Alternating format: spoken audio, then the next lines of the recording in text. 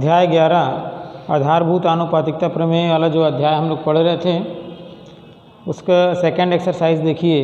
एक वृत्ताकार मैदान, पहला जो क्वेश्चन है, एक वृत्ताकार मैदान की त्रिज्या 52 मीटर है। इस मैदान का नक्शा कागज़ पर बनाइए जिसमें पैमाना 13 मीटर बाई 1 सेंटीमीटर दिया गया है। तो पैमाना दिया गया है इसमें, पहला क्वेश्चन जो है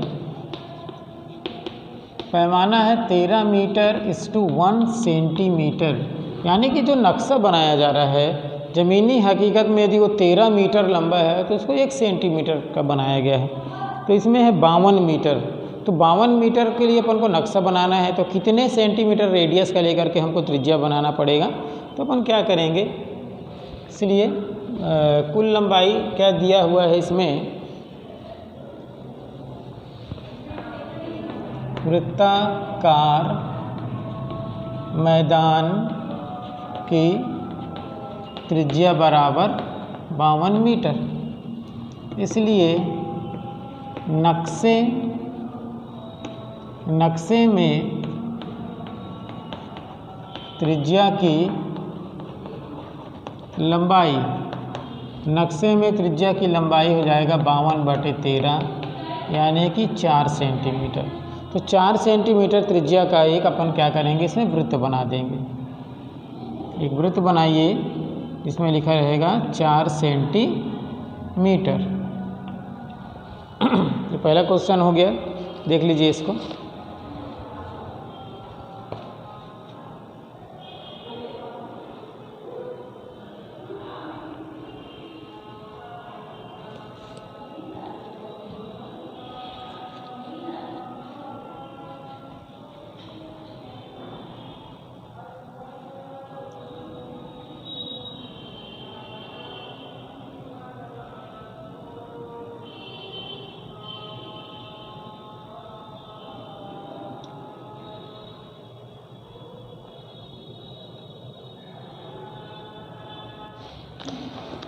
इसका दूसरा प्रश्न है, किसी आयत की दो आसन्न भुजाओं की मापें क्रमशः 5 सेंटीमीटर और 7.5 सेंटीमीटर हैं। निम्न स्केल गुणक मानते हुए नए आयतों की भुजाओं की माप और क्षेत्रफल पता कीजिए। तो पहले दिया हुआ है आयत की जो भुजाएं हैं उनको हम लोग लिख लेते हैं। क्वेश्चन नंबर 2, आयत की भुजाएं एल बी 5 सेंटीमीटर पहला दिया हुआ है और दूसरा 7.5 सेंटीमीटर। ये तो ओरिजिनल दिया गया है, लेकिन स्केल दिया हुआ है पहले वाले क्वेश्चन के लिए। इसके लिए स्केल जो दिया हुआ है, स्केल गुणक ये दिया हुआ है 0.8, इसलिए L इक्वल टू हो जाएगा 5 × 0.8 या 8 पंचे 40 4 सेंटीमीटर। और जो दूसरा है 7.5 × 0.8 तो 8 पंचे 40, 8 7 56, 56 और 6 60, 2 अंक के बाद दशमलव। इसलिए क्षेत्रफल होगा लंबाई गुणित चौड़ाई यानी 4 × 6 यानी कि 24 वर्ग सेंटीमीटर। ये पहला वाला क्वेश्चन हो गया। इसी का दूसरा जो दिया है उसमें जो स्केल दिया हुआ है, उसमें जो स्केल दिया हुआ है वो दिया हुआ है 1.2, इसलिए L इक्वल टू हो जाएगा 5 × 1.2 12 पंचे 60 और B है 7.5 × 1.2 12 पंचे 60 और 12 सत्ते कितना हो जाएगा 84 और 6 हो जाएगा 90 और 2 अंकों के बाद हो जाएगा दशमलव यानी 9 सेंटीमीटर।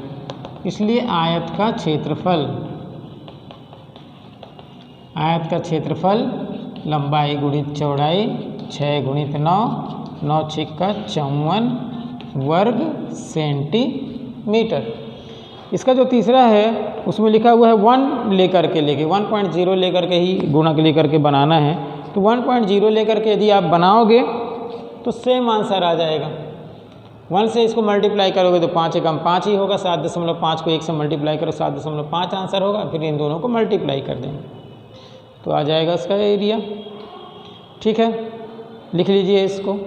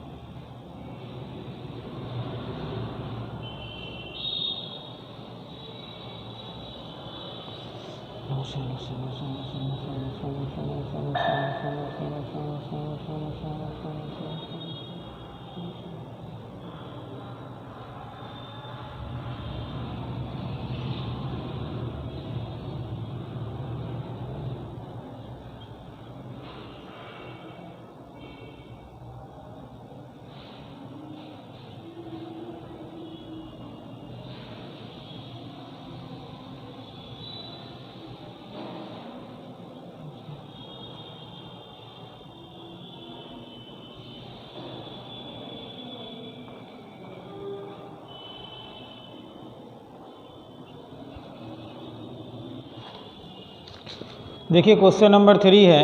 क्वेश्चन नंबर 3 में एक डायग्राम बना हुआ है। आर एस टी एक त्रिभुज है और इसमें ये जो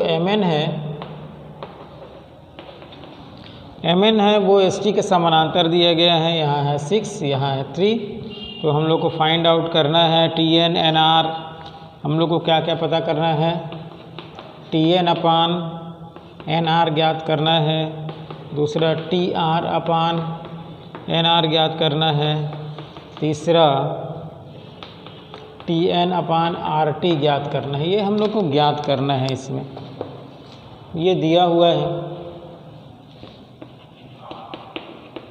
ज्ञात है त्रिभुज RST में MN समानांतर ST। इसलिए क्या होगा, MN और ST समानांतर हैं तो थेल्स प्रमेय से आधारभूत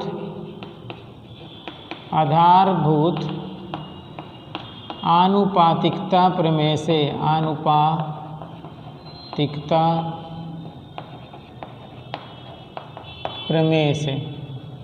आधारभूत आनुपातिकता प्रमेय से TN अपान NR, TN ये है और NR ये है, तो TN upon NR is equal to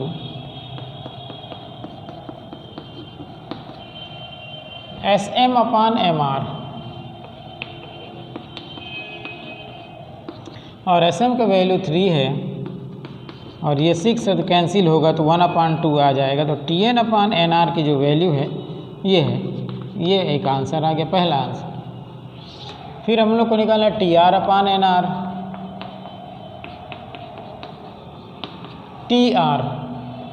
TR यहाँ से यहाँ तक है, लिख लिए TR। तो TR यहाँ से यहाँ तक है तो इसके संगत हो जाएगा SR। और NR ये है यानी MR। तो SR जो है यहाँ से यहाँ तक, इसको जोड़ेंगे। SR यहाँ से 3 और ये 6, 9, ये 9 हो जाएगा। और MR की जो वैल्यू है वो है 6।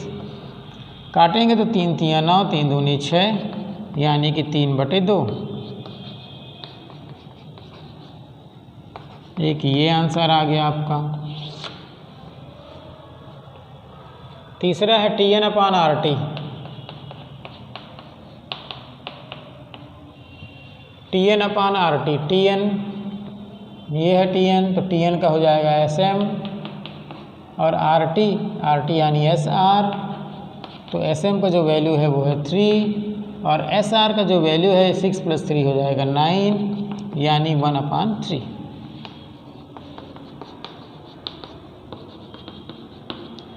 लिख लीजिए इसको भी।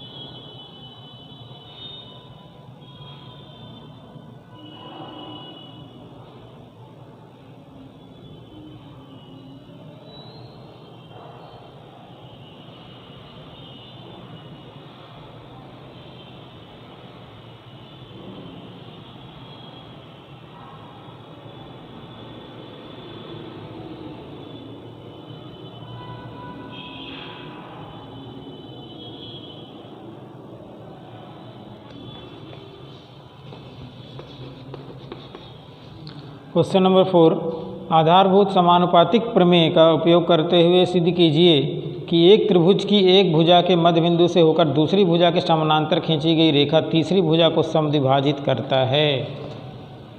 यानी ये मान लीजिए एक त्रिभुज है, तो त्रिभुज के एक भुजा के मध्य बिंदु से खींची गई रेखा, ये इसके मध्य बिंदु से मान लो डी मध्य बिंदु है, बी कैसे खींची गई जो रेखा है वो इस BC के समानांतर जा रहा है, AC को समद्विभाजित करेगा, यानी AE = CE। ये हम लोग को सिद्ध करना है। ज्ञात है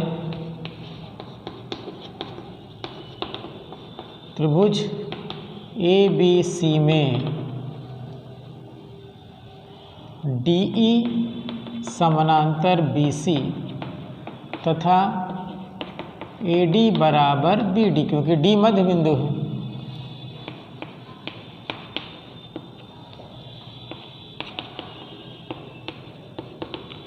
सिद्ध करना है AE = CE।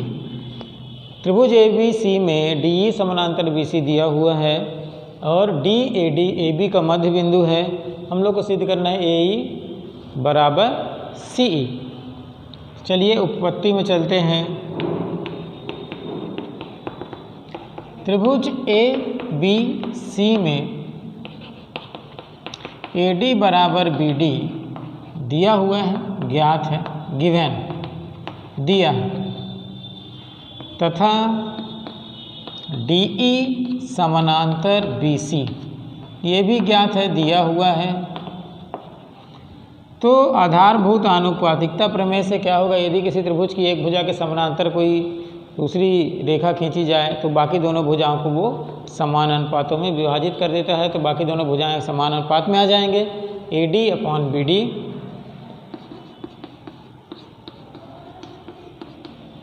= AE/CE। AD/BD = AE/CE। यह आ जाएगा, यहाँ लिखेंगे आधारभूत आनुपातिकता प्रमेय से। आधारभूत आनुपातिकता प्रमेय से। अब समीकरण 1 से क्या है, AD जो है BD के बराबर है, यहाँ पे रहेगा AD और इस BD को चेंज कर देंगे AD से, = AE = CE। ये आ गया समीकरण 1 से। ये AD से कैंसिल हो गया, तो यहाँ पे आएगा 1 AE/CE। क्रॉस मल्टीप्लाई कर देंगे, AE को 1 से करेंगे तो AE हो जाएगा, CE को 1 से करेंगे तो CE हो जाएगा। प्रूव्ड। क्वेश्चन नंबर 4 बना लीजिए।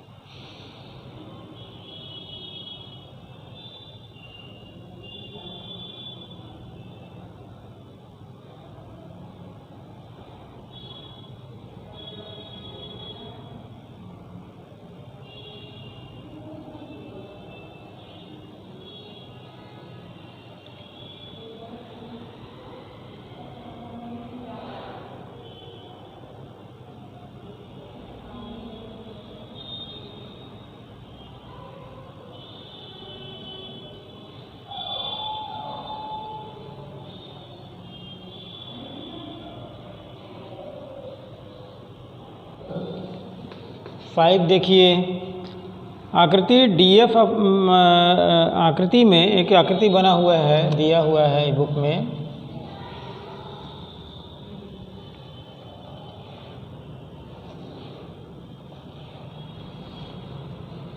ABC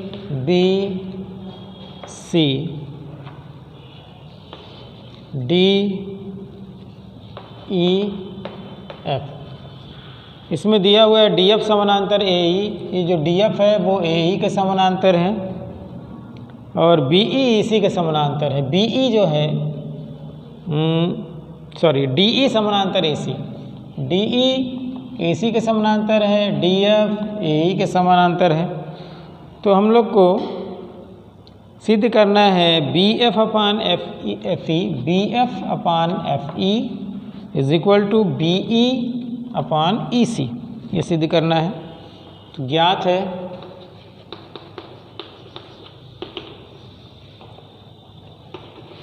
त्रिभुज ABC में DF समानांतर AE, DE समानांतर AC,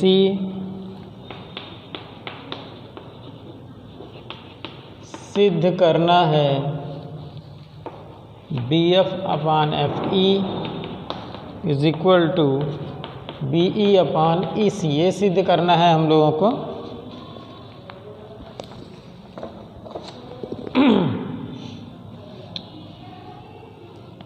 उपपत्ति देखिए, त्रिभुज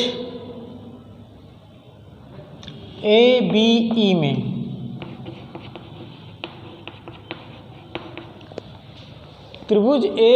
में देखो DF समानांतर AE, ये जो पहले लिखा हुआ है इसको देख लीजिए आप लोग, कौन से त्रिभुज में दिया है उसी त्रिभुज को अपन लेकर के सॉल्व कर लेंगे। DF समानांतर AE, यहाँ पे DF है, यहाँ AE है, यानी त्रिभुज ABE में DF समानांतर AE, ABE में DF समानांतर AE ज्ञात है।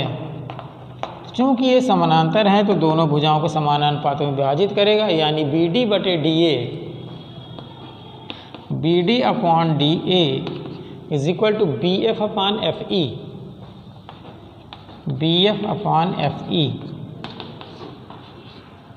थेल्स प्रमेय से या आधारभूत आनुपातिकता प्रमेय से तथा त्रिभुज ABC में DE समानांतर AC, इसलिए अब DE AC के समानांतर है तो फिर से BD upon DA equal to BE upon EC, BD upon DA equal to BE upon EC।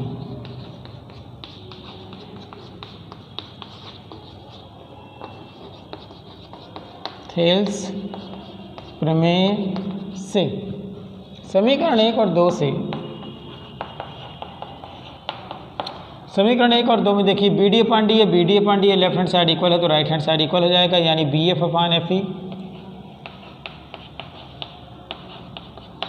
Is equal to BE upon EC। Proved, ये हम लोगों को सिद्ध करना था।